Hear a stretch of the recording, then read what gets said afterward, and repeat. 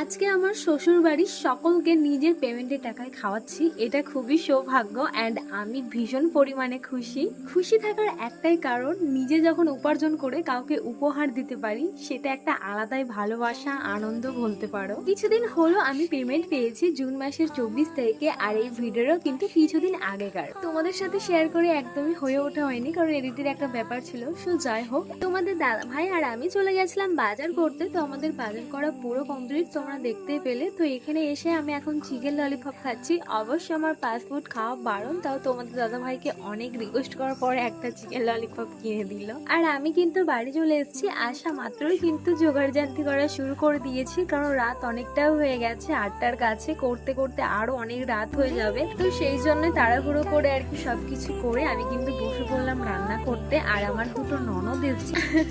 আর এই যে দেখো আমার বরের কাণ্ড, আমি রান্না